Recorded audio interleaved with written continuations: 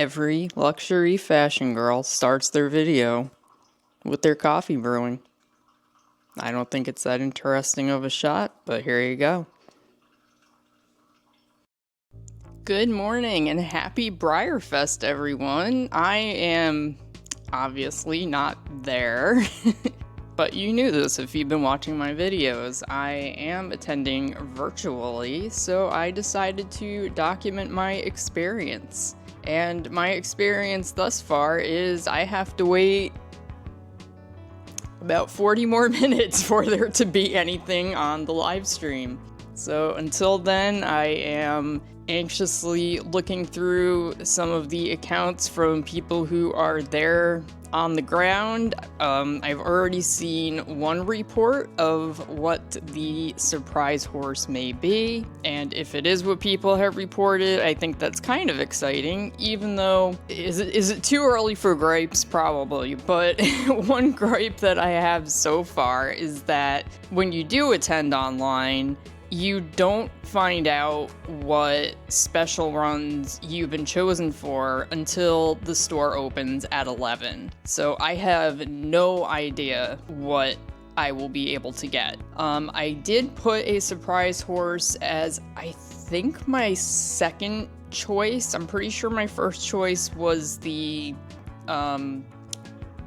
loud spotted leopard Appaloosa show jumper. Pretty sure I put him first, surprise horse second, and then I don't even know what I did for the rest of my choices. So we will see, because I have seen people who were going in person that had to fill out the preference forms. A lot of people did not get their choices.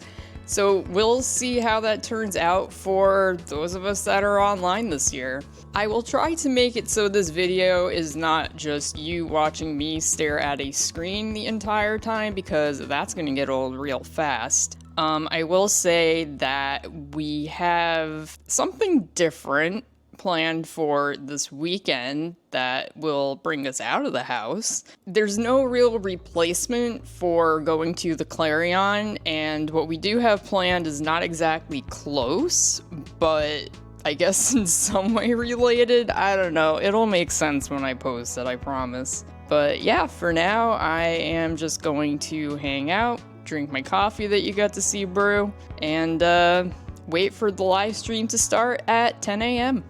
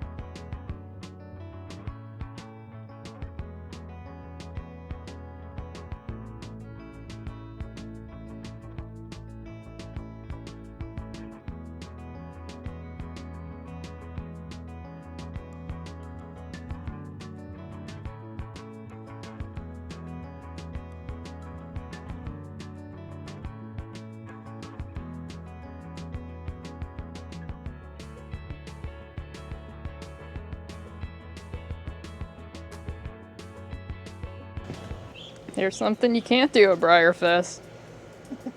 Can't walk a cat on a leash.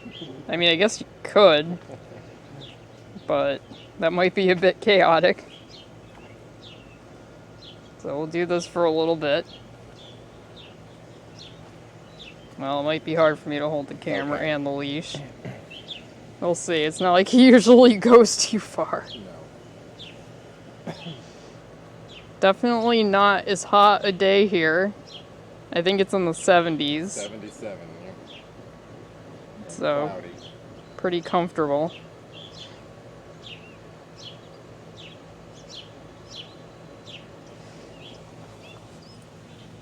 Hi, Dad boy.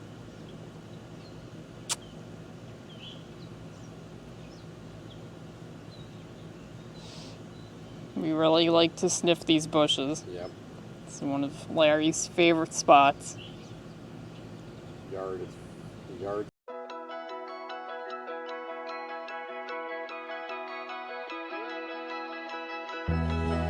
Next place to smell.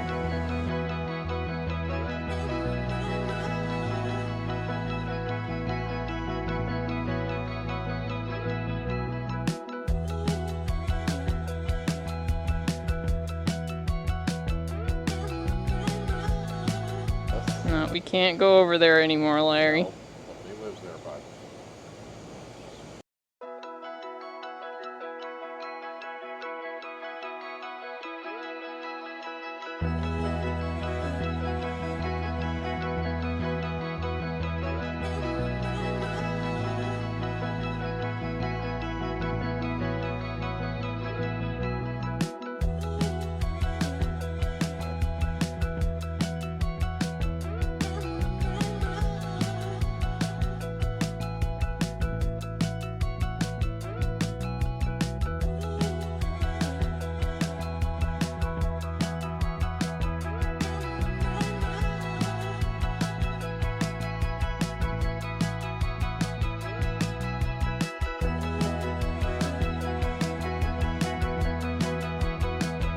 Okay, just out for, well, we actually went out for something for tomorrow's mystery event, but got some Starbucks on the way home. That's not too unusual. That's not a Breyer only event. We get Starbucks most days. Did take a few hours break from the live stream, but I think we'll make it home just in time for the Celebration of Horses event. So plan to watch that, and then that will be all until tomorrow. So pretty good first day, and you'll see that we'll have something quite different happening tomorrow morning. Good morning.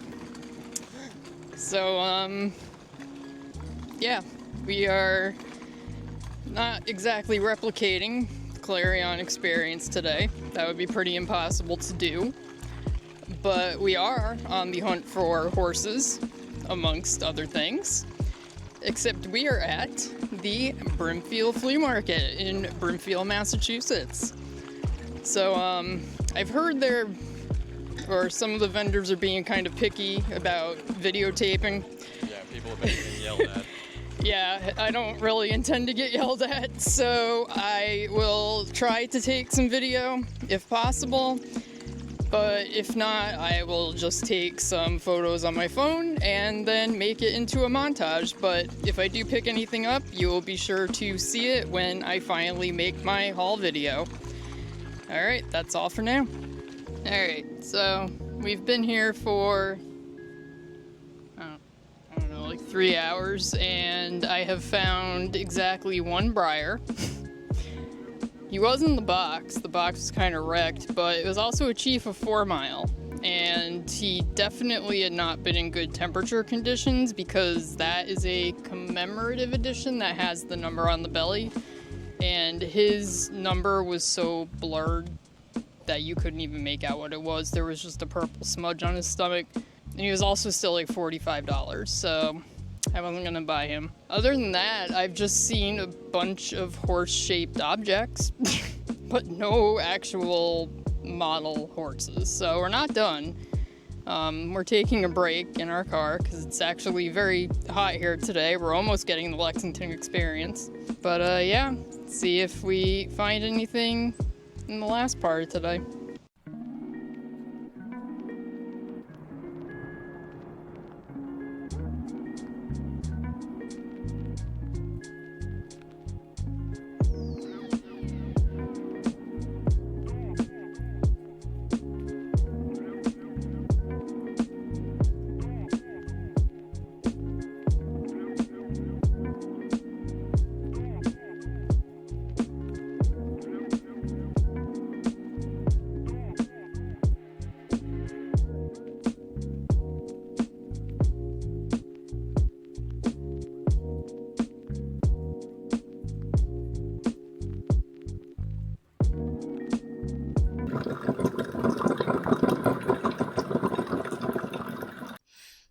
Good morning, everyone.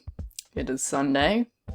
It's pretty early. If we were at Breyerfest, we would be doing the 5K this morning. And we did actually sign up for the virtual 5K.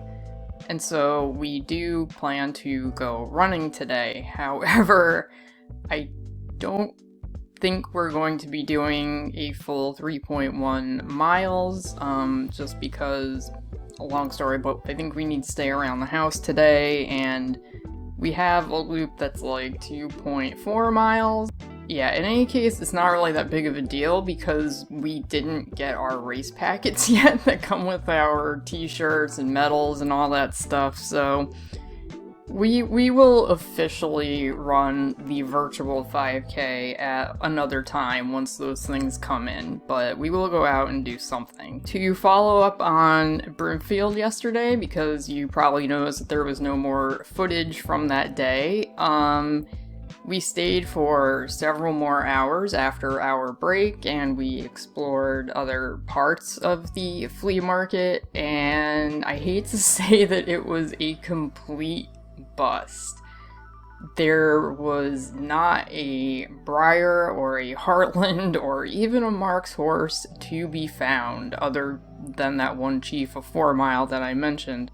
I think it's a better place if you're into different types of collectibles. Like if you were into old furniture or house goods, or there were toys, but they tended to be a lot of like 80s toys.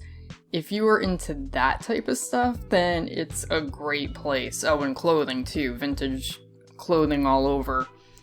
But yeah, I mean, as you saw from the pictures that I included, there certainly were some horse-shaped objects and horse-related objects, but definitely not what I was hoping for. I was hoping to walk away with at least one model and couldn't even pull that off. So while going to Broomfield was definitely an experience, I don't know that we're going to be going back. At least we won't be rushing back anytime soon. So the plan for today, other than eventually doing some kind of run, is just to watch more of the seminars and the live stream. And even though Breyerfest officially ends today, I actually took tomorrow off of work as well, and I'm also hoping to do one of the workshops, probably just a really basic one on blending acrylics, because that's pretty much where my level of skill is at.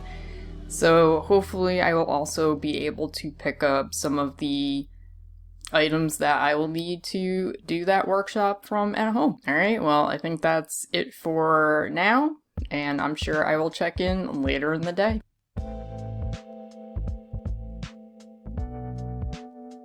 Good morning, it is Monday, and we're getting another brief car update / video. I didn't think there'd be so many of these in my Breyerfest virtual video, but so it is. I was so disappointed with my lack of finding anything at the Broomfield Flea Market that because I took today off to kind of catch up on watching some of the Breyerfest content online, I decided to use my morning to drive to one of the antique stores that's in my rotation. this is one that I've had variable luck with. I tend to find maybe 2 models at best, usually just 1, but I have gotten some interesting ones here. So I am going to spend probably a couple hours taking a look, and I don't know that I'm going to take any video. I may take some pictures of horse-shaped objects that I find, but if I do pick up any Breyers or anything like that, I don't think I've ever seen any Heartlands in here, but you never know. Maybe I will catch you up when I stop for something lunch-like on the way home. Either that, or I will briefly mention it later, and you'll have to wait and see what it is when I do my haul. So I guess that's it for now. I've already been driving for an hour and a half, which is long for me, so without further ado, I'm going to end this video and go in.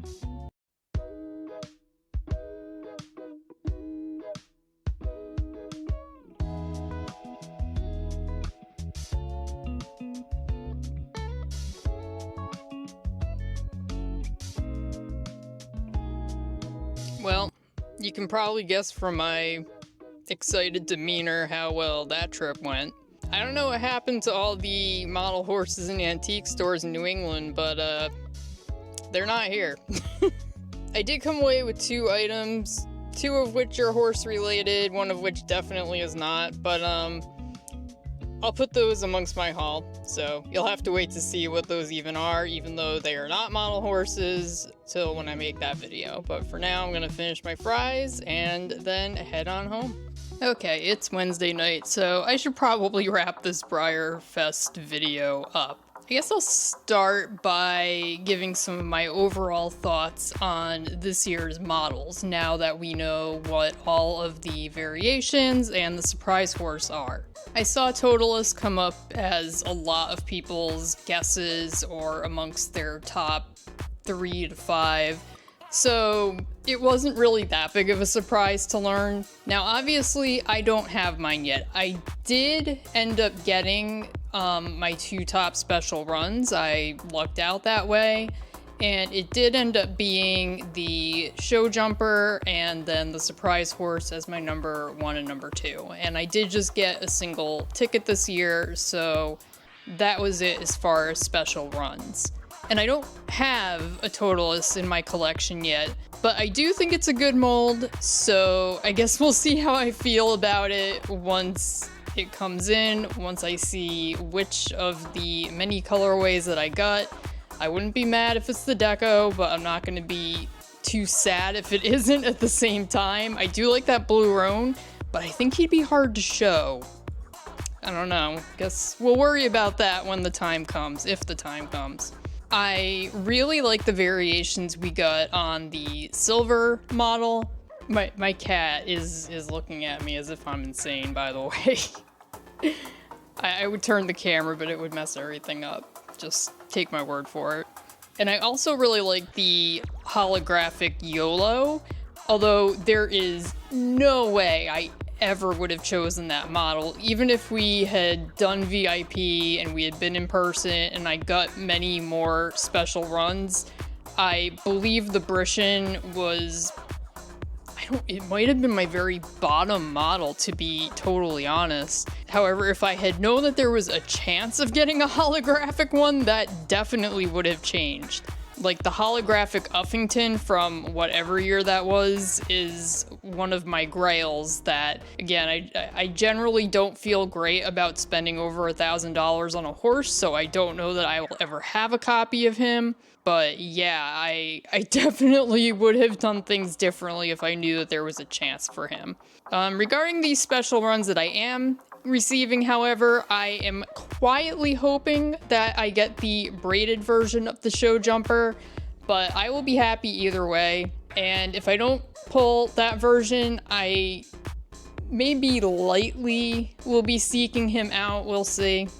I did want to comment a little bit about the Breyerfest store experience. I'm just laughing because of that section of the video where most noticeable to me is my shoulders just slowly getting higher and higher as I'm looking at and trying to figure out what I'm doing. But I was actually kind of surprised with how that went down. So part of the reason why I rushed to be there as soon as it was 11 a.m. is because I really thought that more stuff was going to sell out almost instantly. It just seems like anytime there's any kind of limited time drop that appears, whether it's with model horses or some of the stuff that my husband collects, usually if you are not there when it goes live, you're going to miss out. And so I was very much afraid of that happening, specifically with Hoopla, just because it seems as though Bristol is a popular mold. And you know, I watched a lot of other people's YouTube videos when they were talking about this year's special runs or limited editions, and a lot of people seem to like him. So I really figured he was going to be one of the first things in the online store to sell out. Well, imagine my surprise when it was Shindig, the little stablemate that was one of the first things that sold out, and Hoopla never did. At least I did check at some point on Sunday. It wasn't right at the end, so I guess it's possible he sold out, but I don't think he did. As per usual, a lot of the clothing, a lot of the accessories did sell out, or they almost sold out, and there were just like a few left. That I was not surprised to see. One thing they did this year, instead of the assorted like blind boxes, which I've heard are very hit or miss, is they basically told you what was going to be in the box that you were buying. For example, there was a set of, I think it was limited editions or the special runs from last year's Breyerfest, and they told you, like, you're gonna be getting these guys. There was one from the German Breyerfest. There was a set with the Via Latea, that version of the standardbred mare with the plush silky from that year. And I just thought that that was a really good thing to do. And some of those actually sold out. Like, I was kind of going back and forth on getting the Via Latea with the little plushie, because I've said before I like that version of the Breyer plushies, but when I went back to potentially buy it, it was gone. So there were things that sold out, and you couldn't wait too long, but that was the funny thing, is it wasn't the stuff that I expected was going to go. Like, for example, another thing that I did ultimately pass up, and I won't really get into it until we do my haul video, who knows when that will be, but there was a stablemate set, and it included, I think it was the Best of Breyerfest 2 and 3, like the complete sets, and then I think it was 3 of the stablemates from the German year, and you got like 1 stablemate from last year's set and 1 stablemate from a different year's set.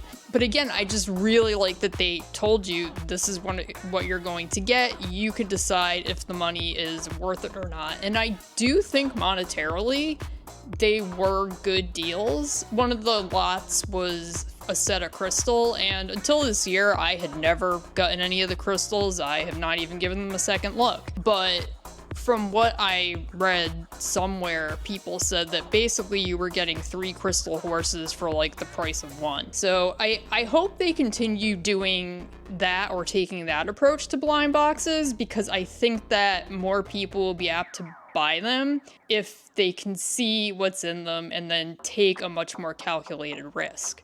Okay, so my very, very last topic I want to talk about is the elephant in the room. And that is the question, is virtual Breyerfest worth it? The short answer is yes. There is lots to watch, and there can be lots to do if you make use of all of the workshops and everything else that Breyer offers you. I think the biggest piece of advice that, or I don't even know if it's advice, but the biggest comment that I would say to be aware of if you're considering doing virtual Breyerfest is that there is no scheduled programming. Other than, I guess you could say, the horses in the arena, although I found that the times that were listed and the times the horses actually appeared could be quite variable. But yeah, on the live stream that they have running, you never really know what's going to be on. There is a good variety of stuff, okay? It was never, like, I would just let it play and keep it on because you never knew what they were going to be doing. Sometimes they would show you stuff from the archives room. Sometimes they would be talking to the owners of some of the horses that were there. They had a game where they had a couple of people, and Kimberly, I think that's her name, would be trying to guess. I think it was something like the fastest person to guess correctly of what stablemates were in the blind bags. And some people are so super fast. Like, I have no ability to do that. So that was kind of fun to see. But yeah, it was, I think, overall a really good variety. They also spent more time than I remember hearing about in the past talking to people that were there on the ground at Breyerfest. And what's interesting is that, at least as much as I've watched, so many of the people that they talked to, of all ages, this was their first Breyerfest. So that was kind of fascinating, because I guess I always felt as though there were more seasoned and experienced people there than newbies. So yeah, I just thought that was a really interesting insight. I will say that at first I was frustrated that I couldn't make a plan of like, okay, this is when I want to be watching. This is when something's happening that I don't care about. But I kind of just let myself go with the flow, and eventually I was like, you know what, this is fine. Just knowing that there really is no preset schedule, just put the live stream on, see what's happening. I think you'll really get a lot out of it. I will say it was nice to be able to watch the horse demos in the covered arena without my legs sticking to the seat. That, you know, here in the air conditioning, and it wasn't super hot here anyway, except for maybe one of those days. That was nice, because that always bothers me a little bit. I do feel that the biggest downside to virtual Breyerfest is simply not having your models right away. My celebration horse did come quickly. I have my fish, he's in the other room. I'm not gonna get him out until it's the haul video, but I'm not really sure when I'm going to get my other models. I might not get them all at once, because the time that you see me buying models in this video was not my only time purchasing things from the store. That was my first go around. So as I mentioned in that section of the video in the text, I did not know where to find the special runs that I had been selected for. So I just kind of didn't care at that point. I was like, I'll figure it out later, and I did.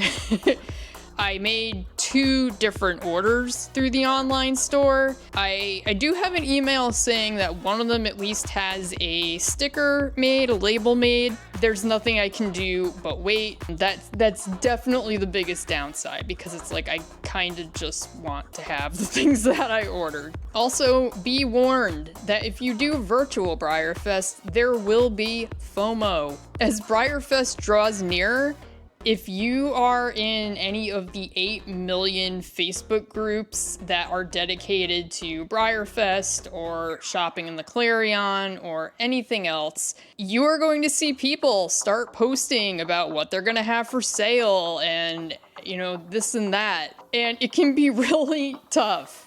Especially the week of, once people started arriving in Lexington and started posting shots of their shelves and all the models that they had. I know I saw a few rooms with some exact models that I really wanted to buy. I guess I could have made a note of who it was and followed up with them afterwards to see if the models I was interested in sold and they'd ship them to me, blah, blah, blah. But that's kind of not the point, right? You know, and I told myself that I wasn't going to do anything like that anyway. And also, there is just no replicating the energy of Breyerfest.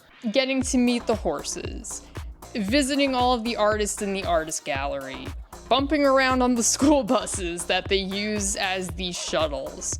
I mean, even just the grittier aspects, like walking in the dirt and the heat. I mean, it's all part of the experience. Now, I said at the end of last year's Breyerfest video that it's a lot. And it is. It undoubtedly is. But it's a lot. And doing Breyerfest virtually this year just kind of cemented that for me. Well, as expected, they announced that next year's theme is going to be Midsummer Fair, and I am already super excited for it. Granted, my first thought when I hear Midsummer is more in line with the Ari Aster film than the festival. And I could bust out the Harga-esque dress and flower crown that I wore as a costume back when that movie first came out. But no, seriously though, I hope Breyer brings in some interesting new breeds, and also my number one wish that I've seen echoed in a lot of people's comments is that there had better be a doll horse decorator that is attainable, okay? There had better be. I think a lot of people are gonna be angry if there isn't. And that said, I am, at this moment in time, intending to be at Breyerfest 2026. I think that this time we will spend a little less time doing activities within the horse park. You know, last year we did like the Hall of Champions show, we went to the breed barn, we did the kids barn. We might still do that again because I think they renovated it, and that's still my most popular video of all time. Part of the reason that we did all those things was because I had not personally been to the Kentucky Horse Park since I think the year 2000, and my husband had never been. So if we do end up going back next year, I think we're going to branch out and do some of the other activities that are available around Lexington and some of the surrounding areas, like some of the farm tours that are available. But, you know, I'm not going to worry about that now because it is quite literally a year away. So I do think the virtual Breyerfest is a good option if you just cannot swing a trip to Lexington, but do expect it to be different. And know that it really is what you make of it. At this point, even though I have watched a ton of the content, I still have a lot more to go through, and I actually still haven't done the workshop that I intended to do because I've been really lazy about getting the literal 2 supplies that I need to get. I will hopefully do that before they pull them down. So I think that's finally a wrap on this video. As I said, I will be back when I eventually do get all of my horses in. We will do a haul video. It will be a lot shorter than last year's. But if you attended Breyerfest this year, especially if you also attended it virtually, I would love to hear about your experience in the comments. And if you didn't get to go this year, are you intending to be there for Breyerfest 2026? If you've made it all this way, thank you so much for watching, and I will see you next time.